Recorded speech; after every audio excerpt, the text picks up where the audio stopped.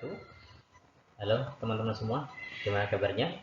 Semoga semuanya sehat ya. Teman-teman semua, pada mata kuliah etika profesi kali ini kita akan bahas etika dan hati nurani. Tentu dari pertemuan kita kali ini kita akan mengetahui eh, apa itu hati nurani, ya, apa itu hati, fungsi hati, dan hati menurut Al-Quran dan hadis, begitu juga para ulama, dan sehingga kita bisa mengaitkan antara hati nurani dan etika. Teman-teman semua, mari kita awali perkuliahan kali ini dengan baca basmalah bersama-sama. Bismillahirrahmanirrahim. Teman-teman yang saya muliakan, sebelum kita membahas hati nurani, tentu kita harus tahu unsur yang ada pada tubuh kita, pada manusia. Ya, menurut Mujib dan Mudakir bahwa unsur manusia itu terdiri dari 3 unsur. Yang pertama adalah unsur jasmani, yang kedua adalah unsur rohani, yang ketiga adalah unsur nafsani. Unsur jasmani ini apa yang nampak dari fisik kita, ada panca indera dan sebagainya.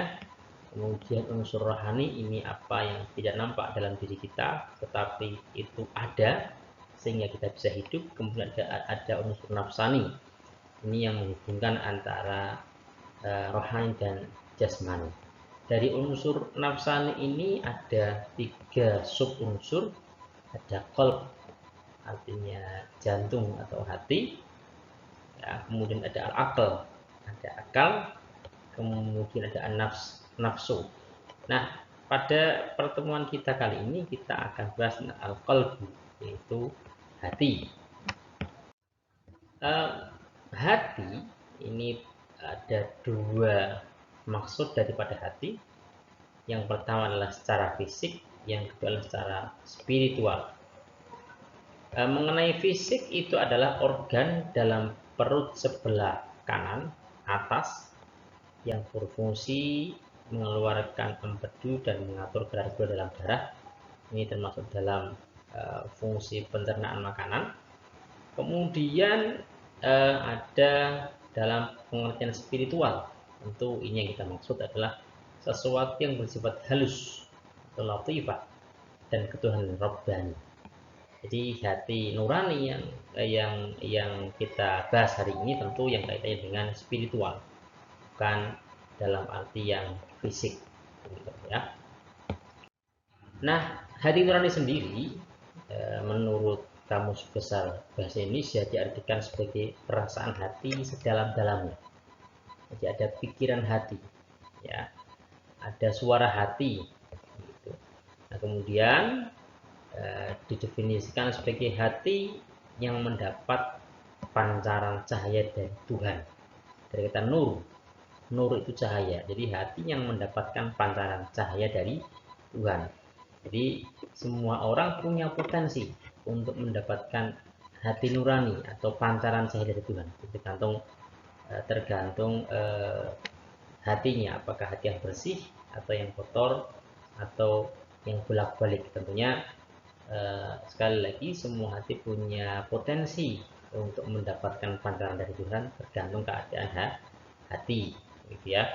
Jadi ada orang yang hati nuraninya mati, ya, tidak bisa menilai sesuatu yang baik.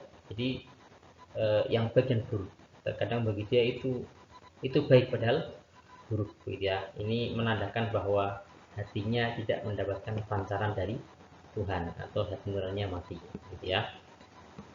Begitu kaitannya dengan etika. Tentu etika itu kan konsep yang dimiliki individu untuk menilai perbuatan seseorang, apakah itu baik atau buruk. Nah, ketika hati kita tidak mendapatkan pancaran cahaya dari Tuhan, kita tidak bisa menilai apakah itu baik atau buruk, sehingga terkadang kita terkelabui sesuatu yang kita lihat baik padahal itu buruk. atau sesuatu yang kita lihat buruk padahal itu baik, gitu ya. Itu karena matinya hatimu nurani. Itu. Nah, teman-teman, mengenai hati nurani ada dua macam. Ada hati nurani retrospektif, ada hati nurani prospektif. Yang dimaksud hati nurani retrospektif adalah yang memberi penilaian tentang perbuatan-perbuatan yang telah berlangsung di masa lampau. Jadi hati nurani itu menilai perbuatan kita, sesuatu yang sudah lampau, ini namanya retrospektif. Sementara untuk menilai yang akan kita lakukan itu namanya prospektif. Hati nurani ini prospektif. Apakah ini kalau saya kerjakan baik apa tidak, mulia apa hina. Nah, itu ya, ini prospektif. Kalau sudah perbuatan, menilai perbuatan yang sudah berlangsung itu namanya retrospektif. Jadi ada dua macam hati nurani, ada retrospektif, ada prospektif. Kemudian kalau kita lihat di Al-Quran, konsep hati dalam Al-Quran tadi disebutkan bahwa hati dalam bahasa Arab disebut al-qalb, yang artinya adalah jantung atau hati, itu disebutkan 168 kali dalam Al-Quran. Ini menurut Tajuddin. Dan penggunaan kata al-qalb itu penjelasannya untuk berkaitan dengan keyakinan, keimanan, rasa takut, sedih, dan gembira, itu semua letaknya di hati. Itu ya. Jadi Al-Quran menyebutkan kata qalb itu 168 kali dan semuanya berkaitan dengan keyakinan, keimanan, khauf, ya, hazan, takut, sedih, farah, surur, gembira, gitu ya. Itu semua letaknya di hati. Kemudian kalau apa namanya, di Al-Quran disebutkan ada hati yang selamat, gitu ya. Nah, tentu tadi yang mendapatkan pancaran cahaya dari Tuhan, ya. Dan nanti di akhirat mereka lah orang yang akan selamat, yang memiliki hati yang salim, hati yang selamat dari penyakit-penyakit hati yang mendapatkan pancaran cahaya dari Tuhan. Kemudian kalau kita lihat di hadis, ya, itu ada dua hadis yang kita kutip. Yang pertama yang diriwayatkan Imam Bukhari, kemudian yang kedua diriwayatkan Imam Ahmad. Di hadis pertama disebutkan ala inna fil jasadi mudghah. Ingat, sesungguhnya di dalam tubuh kita ada segumpal darah. Idza saluhat saluhal jasadu kulluh. Apabila segumpal darah tadi bagus, maka semua tubuh kita akan bagus. Wa idza fasadat fasadal jasadu kulluh. Dan apabila segumpal darah tadi rusak, maka seluruh tubuh kita akan rusak. Ala, ingat, wahyal qalb. Dan segumpal darah itu adalah hati. Jadi hati memiliki fungsi yang sangat urgent dalam kehidupan kita, ya, baik hati dalam arti fisik ataupun hati dalam arti spiritual.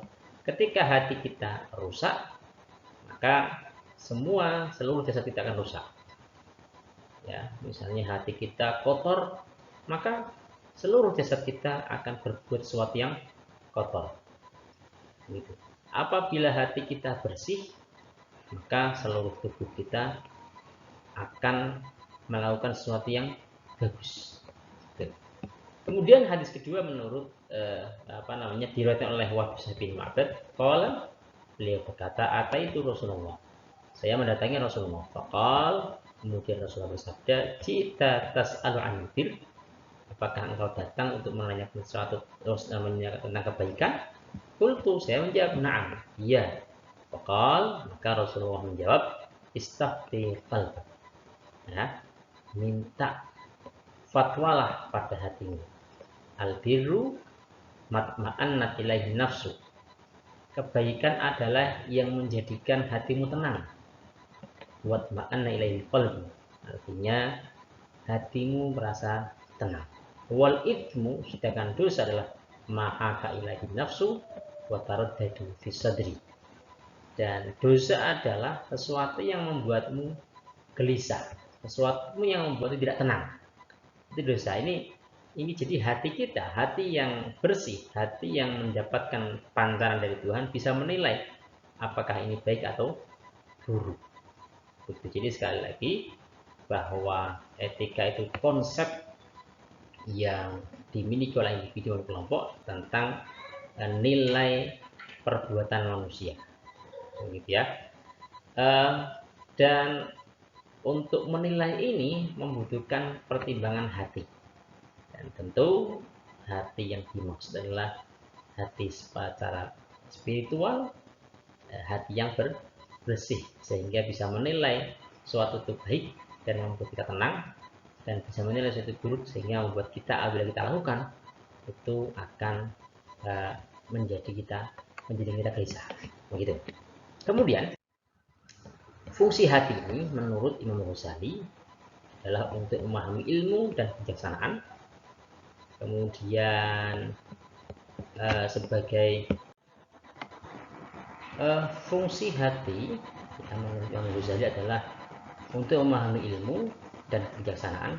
Ini perlu peran hati. Kemudian yang kedua sebagai pedoman untuk menilai sesuatu yang baik ataupun buruk sebagaimana hadis yang diriwayatkan Imam Ahmad tadi.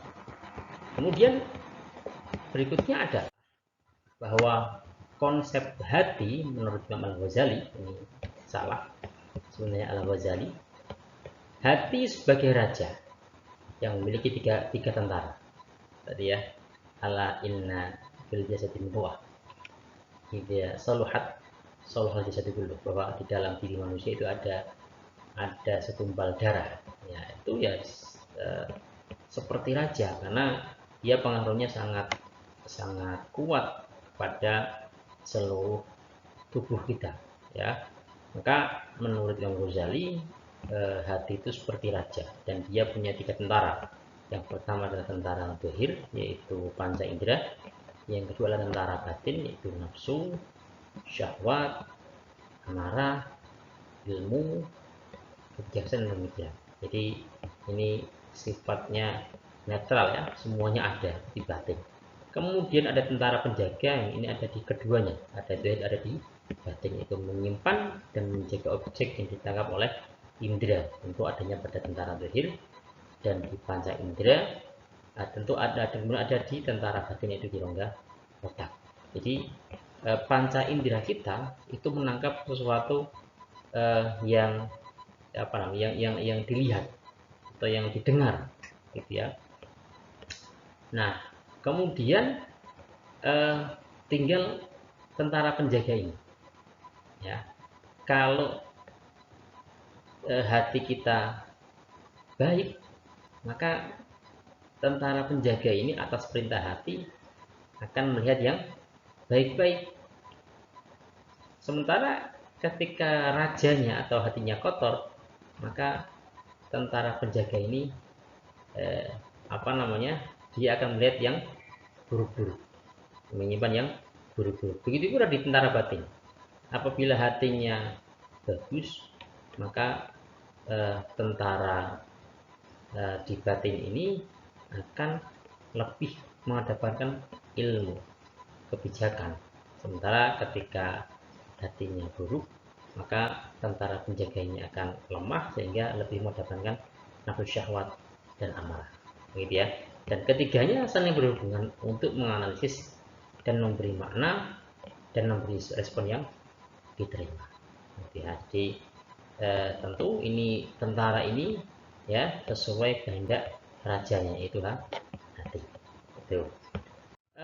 Kemudian menurut Imam Ghazali bahwa musuh hati atau ruang masuknya musuh dalam hati ini ada marah dan syahwat, ini penyakit hati.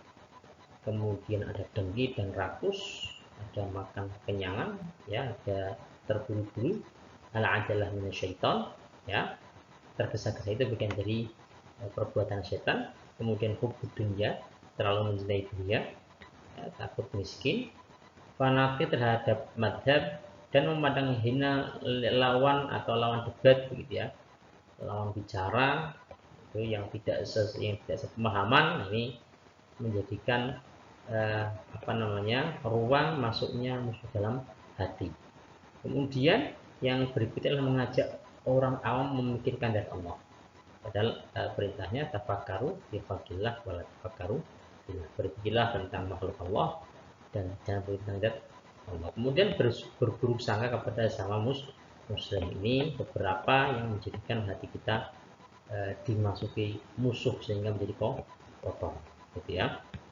Kemudian menurut Imam Ghazali, sifat hatinya ada 3. Ada hati yang bersih sehingga mendapatkan pancaran cahaya Tuhan Robbani yang terang, ya, sehingga dapat dengan mudah untuk menilai sesuatu perbuatan, apakah itu baik ataupun buruk, apakah itu mulia ataupun hina. Tetapi ada juga hati yang kotor, yaitu apa? Hati yang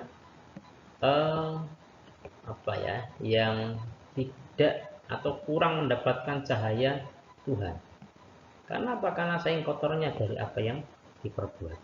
Dari surat Mutaffifin, ya.